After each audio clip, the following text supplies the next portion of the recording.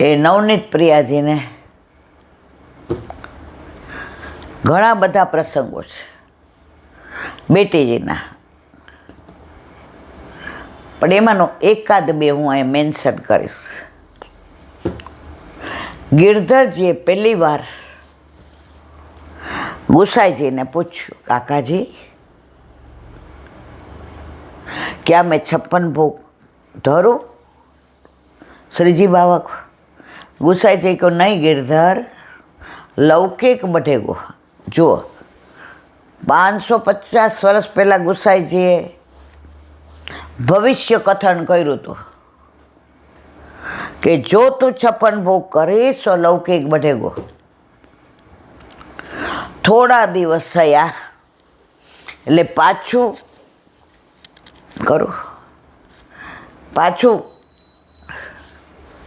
गिरधरजीए पूछो, काकाजी क्या मैं 56 भोग श्रीजी बाबा को धराऊं? खाली आम ना पड़ी. थोड़ा दिवस थया पाछू गिरधरजीए पूछो. गुसाईजी समझी गया, ना पाड़ीश तो आनी इच्छा छे ज. નાનો છોકરો બહુ પૂછે ત્યારે આપણે ગુસ્સાના મારા ન કર ને ભાઈ, કરવું હોય તો. ગુસ્સાઈ જાય કહ્યું, જયસી તારી ઈચ્છા. ગિરધરજીએ 56 ભોગની તૈયારી સવારે કરીને બધી સામગ્રી સાજી. એટલે બેટીજી દોડતા દોડતા આવ્યા, પગથિયું ચડવા ગયા. ગુસાઈજીએ કીધું, બેટિયા ક્યો સુબહ સુબહ? ભાઈના ઘરે એ કે 56 ભોગ છે. गुसाईजी ब्रज भाषा में आटलू कीधु, तेरे घर पे क्या दूसरो बिराजते हैं? यहाँ जो है वो ही तेरे घर पे है. पाछा पगले घरे गया અને જોયું તો જેટલી સામગ્રી અહીં હતી એટલી બધી દૂનામાં ત્યાં નવનીત પ્રિયાજીમાં હતી. ગુસાજીથી માંડીને આજના તારીખ સુધી બધા બાળકો એક જ વસ્તુ કહે છે કે આપણા ઘરે આપણા માથે બિરાજતા આપણા ઠાકોરજી જ સર્વસ્વ છે. મંદિરના ઠાકોરજી 1000 વોલ્ટના અને આપણા સોના એવું નથી. મંદિરના બધાયના જ આપણા ઘરે બિરાજતા આપણા ઠાકોરજી આપણા એકલાના જ. અને આપણા ઠાકોરજીની અનન્યતા જુઓ, જ્યારથી વલ્લભે પધરાવી દીધા જ આપણે એને બીજાને ઘરે મોકલીએ છીએ. એ કોઈ દી કહે છે મને બીજાને ઘરે આંટો મારી આવું, ઈલાબેન બરાબર નથી, ગઈઢા થઈ ગયા છે, જાડિયા થઈ ગયા છે, હવે બેસી ઉઠી નથી શકતા, લાવો બીજાને ત્યાં કે છે. ના, જેવી છે એવી મારી માં છે. ઠાકોરજીને આપણામાં અનન્યતા જુઓ. અને આપણે ઠાકોરજીને મૂકીને પાછા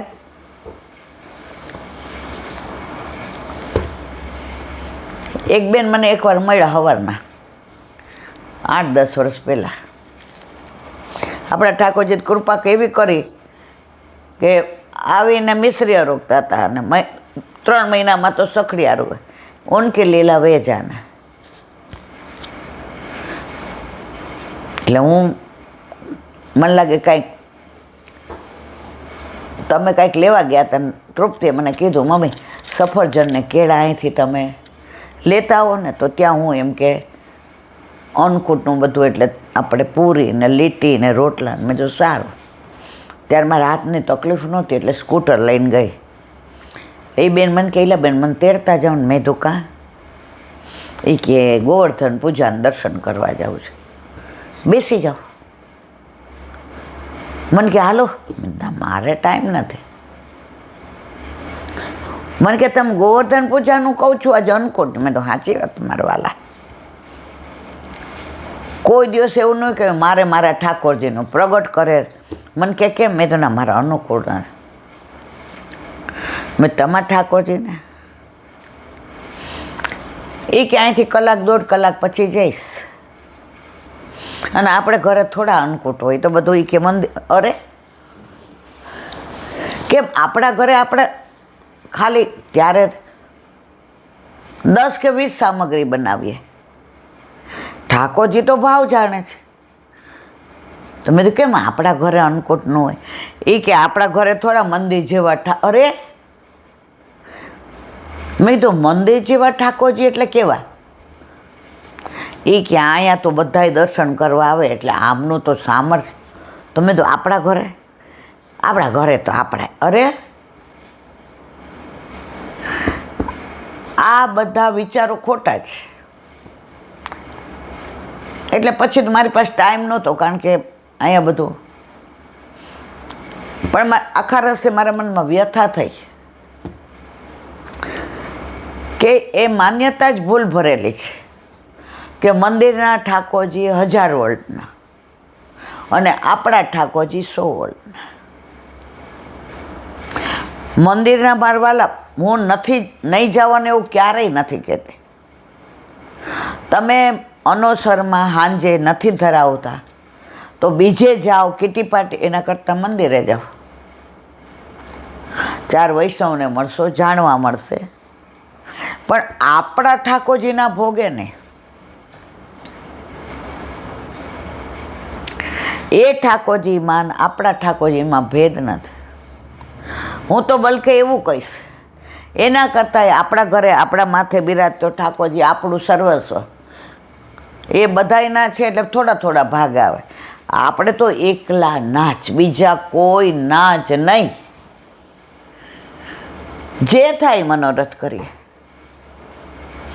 મને તો એક ભગવદીએ શીખવાડ્યું છે. સખડી ધરવા માંડ્યા ને અન્નકૂટ આવ્યો. મેં કીધું બા આમાં તો કેવું કેવું લખ્યું છે, પપચી ને રોટી ને પૂરી ને આ તો કેટલું. મેં કીધું આપણાથી તો. મને કે તું હાવ ગાંડી છે. સાંભળ, અઠવાડિયું આપણે કરીએ સામગ્રી. ત્યારે તો આકાશ પરણેલો નહોતો. આપણે જ તમે પ્રેસે જાઓ, એ પ્રેસ આવે, હું ને માર લાલો 2-2:30 વાગે પરવારી પ્રસાદ લઈને સૂઈ જાઓ. 4:30થી તમે લોકો 8:30 હું ને માર લાલો જે કે મને બાઈ શીખવાડ્યું હતું, બેટા આટલું આટલું કરવાનું, આટલી બુંદી કરીએ, આટલો મોહન થાળ કરીએ, આટલું. ત્યારે મને એમ થતું હતું આપણાથી કાંઈ આ બધું આપણને. પણ જો તમારો મનોરથ હોય તો પ્રભુ પૂરો કરે ને કરે જ. આ કાજુને બધું તળવાનું હતું તો પહેલી જ વાર તળતી હતી. તો આપણે તો આટલું બધું ઘી લીધું લોયામાં. જો નોકરી કરતા હતા ને એટલે સમજણ ઓછી હતી અને રસોઈ ચાલુ બધું આવડતું. તો આ બધું કંઈ બહુ. ત્યાં લેન્ડલાઇન ઉપર એમનો ફોન આવ્યો. મને કે વ્રજના પૌવા છે, તાર ચેવડો કરવો હોય ને તો સાંજે તાર સ્કૂટર લઈને લઈ જાય. મેં તમે શીખવાડ્યું ને કોઈનું ન લેવાય. એ કે આખી વાત તો સાંભળીલા. મેં તું કેમ? તો કે 500 મંગાવ્યા છે તો તાર 100 જોઈ તો 100 ગ્રામ લઈ જાય, 250 જોઈ તો 250. ઓલા વ્રજવાસી અમારે ગોર આવ્યા હતા ને તો લઈ આવ્યા છે. મેં એને પૈસા દીધા એ પ્રમાણે તું આપી દેજે. પણ મેં કીધું ભાઈ એ ચેવડો કરીએ ને તો ઓલું કાળું તેલ બહુ થઈ જાય. મને કે બટા બધી સામગ્રી થઈ જાય ને પછી એ કરવાનું. પછી તેલ કાળું થઈ જાય ને પછી એમાં કાંઈ નહીં કરવાનું. નહીં તો જો આ ભગવદીઓએ મને એટલું બધું શીખવાડ્યું. મને કે શું કરતી હતી, જો આ વલ્લભની લીલા જો તમે ઠાકોરજીને. મેં કીધું ઓલા અન્નકૂટમાં બધું તળેલું આવે ને, કાજુ ને બદામ ને. મને કે ઘીમાં આવે એ ખબર છે? મેં તો મેં કીધું બા લોયામાં.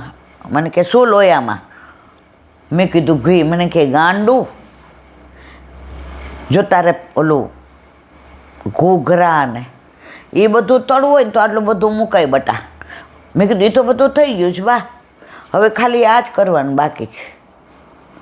અને આ તમે કીધું એ ચેવડો મને કે છે ને ઓલું વઘાર્યું હોય ને વઘાર્યું, મેં કીધું એ તો બહુ મોટું છે મારે. હા કે એમાં થોડું ઘી મૂક અને એ ઘી આવી જાય ને એટલે ધીમે તાપ તળીને તરત બંધ કરી દેજે, નહીં તો કાળું થઈ જાય, ઠાકોરજીને જોવું ન ગમે. એમાં બટા ગુલાબી ભાત પાડવાની. મેં કીધું જો આ 5 મિનિટ મોડો ફોન આવ્યો હોત તો ઈલાબેન તો મંડાણા હતા. તો જ્યારે તમે મનોરથ કરો છો ને મનમાં કે મારા કરવું, તો પ્રભુ તમારા માટે તમારી વ્યવસ્થા કરે છે. પછી મેં કીધું આ ચેવડો કેવી રીતે કરવાનો, એમણે સમજણ પાડી. એનો જારો જુદો આવે, અંદર નહીં નાખી દેવાના મને કહે. મેં કીધું તો કેવી રીતના કરવાનો? સાંભળ, એ જે જારો હોય ને બટા, એમાં બરાબર તેલ કે ઘી જે તારે કરવું હોય આવી જાય ને તો ઓલા જારામાં મમરા મૂકવાના અને એ આમાં રાખવાનો. નહીં તો બટા એક એક ઓલું વયું જાય ને પૌવા તો બીજું નાખ્યા તો ઓલું કાળું થઈ જાય. ઠાકોરજીને એવું ન ભાવે. મેં બામાં નહીં આવડે તો આવડશે, તારો ભાવ છે ને આવડશે. પછી બધું થઈ ગયું એટલે નાહી ધોઈને પછી પહેલાં તો સાડી જ પહેરતી હતી. જિંદગીમાં કોઈ દી ડ્રેસ ને ગાઉન તો જોયા જ નહોતા. આ પગે પથારી ફેરવે એટલે પછી ગઈ એમને ત્યાં. મેં તો મને 250 પૌવા આપો. એ ચેવડો જ કરતા હતા. એ કોઈ દી કોઈને સામગ્રી બતાવે નહીં. એ કે એલા કોકની નજર પડી જાય ને તો આપણા ઠાકોરજી આરોગ્ય નહીં. હું બેલ મારીને બહાર ઊભી રહી. મને મારી બાએ સમજાવ્યું હતું આ બધાના ઘરે જાઓ ને ટાઈમમાં હોય ને કાંઈક મદદ કરવા તો બા કે બેટા આપણે છે ને રસોડામાં પૂછ્યા વિના ન જવાય. ઠાકોરજીની સામગ્રી થતી હોય ને કોઈને ગમે નહીં. એ કે જો મને ગમે છે તો કોઈને ન ગમે એટલે હું બહાર ઊભી રહીશ. આવતી રહે. મેં તો બહાર નાહી ધોઈને ચોખ્ખા કપડાં પહેરીને. હા વાંધો નહીં બેટા, મને હવે હું તને ઓળખી ગઈ. મેં કીધું ઓલા પૌવા લેવા આવી છું, મને કાંઈ કરી દો. મેં તો એક બાજુ તો મને શીખવાડો છે કે એલા થોડું કરવાનું થાય એટલું કરવાનું, પણ કોઈનું નહીં ધરવાનું. પણ એ કે તારે નવું પધરાવ્યા છે હજી તને આમ. મેં તો ના બા, તો મને કે તો અંદર હું કરવું એ જોઈ લે. હવે એમણે તો એટલું સરસ અને પૌવા તો ફૂલીને દડા આમ ઓલું ફૂલ ખીલે એમ, અને સિંગદાણા અને ચણાની દાળ પલાળી હતી એ, અને પછી લીમડો ને તલ ને બધું. તો મને તો બહુ મજા પડી ગઈ. પછી મેં તો અત્યારે નહીં થાય બા મારે. મને કે કેમ? મેં તો આ ચણાની દાળ તો અત્યારે પલાળું થાવ તે કંઈ નહીં. હવે તો નોકરી નથી કરતી ને, અત્યારે જોઈ લીધું ને ચણાની દાળ પલાળી દેજે અને પછી આવી રીતે કાગળમાં પોળી કરી દેજે. બધું સારું. અને પછી એવી રીતે હવે ઓલો જારો તો હતો નહીં. પાછો સવારે ફોન કર્યો. મેં કીધું આ ક્યાં મળે? મને કે ગમે એ વાસણવાળાને ત્યાં. મને કે અહીંથી લઈ જા.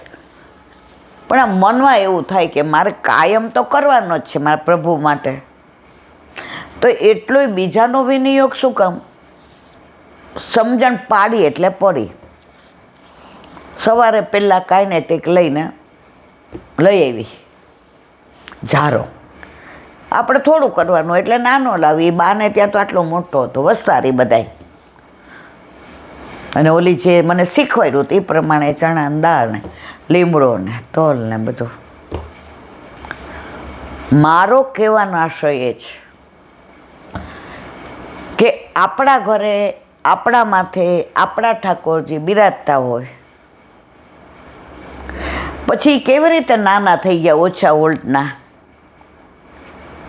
અને મંદિરના કેવી રીતે મોટા વોલ્ટના થઈ ગયા. મંદિરે તમે આ બધી સામગ્રી કરી શકો એ તમને અડવાઈ ન દે.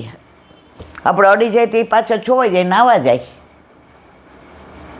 અને આપણા ઠાકોરજીને એમ કે માં બધું તું જ બનાવજો, કોઈનું નહીં. પહેલી વાર ભાવ કર્યો, જો આપણે અન્નકૂટ તો ભલે નહીં કરી શકીએ, પણ પહેલી વાર ભાવ કર્યો તો એક બહુ સુંદર, પણ એક બે સામગ્રી આમ મને થોડી વ્યગ્રતા થઈ હતી. લો જાળીવાળો કર્યો તો બે સરસ છે, આમ ફૂલી ફૂલીને દડા, આમ 3 ઓલા થઈ ગયા. મેં તો વાહ મરવાલા, એક બૈગડો હતો, ચણાનો બૈગડો હતો. મેં કીધું જો આ ચાખજો, પછી ન ભાવે ને તો મૂકી દેજો. આકાશી મમ્મી તું તો ઠાકોર, મેં તો એ સાક્ષાત છે, કાની આપું છું, આ બધું તો ભાવશે જ, પણ આ મારવાલા સેજ. તો જો પ્રભુ ઘરમાં બિરાજે છે તો આપણા ઘરે બિરાજતા ઠાકોરજી, મંદિરના ઠાકોરજી ક્યારે ભેદ ન સમાય. ઉલટાના આપણા ઠાકોરજી આપણા હાથનું બધું આરોગે. માળાજી આપણા હાથની, બુહારી આપણા હાથની, મંદિર વસ્ત્ર આપણા હાથનું, મથનીમાં જળ આપણા હાથનું, સામગ્રી આપણા હાથનું, દૂધ આપણા હાથનું, દહીં કોણે મેળવું હોય આપણે, માખણ બધું આપણા હાથનું, એમાં કોઈની ભાગીદારી જ નહીં.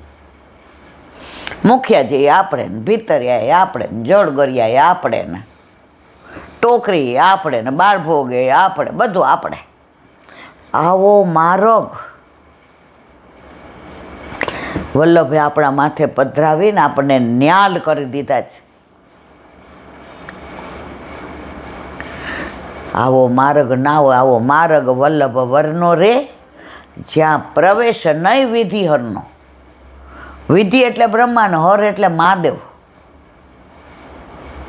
જ્યાં બ્રહ્માને મહાદેવને આવવા નથી મળતું, એ માર્ગમાં આપણને લીધા છે. અને છતાંય દર ભટકીએ, ભટકો જેને ભટકવું એને.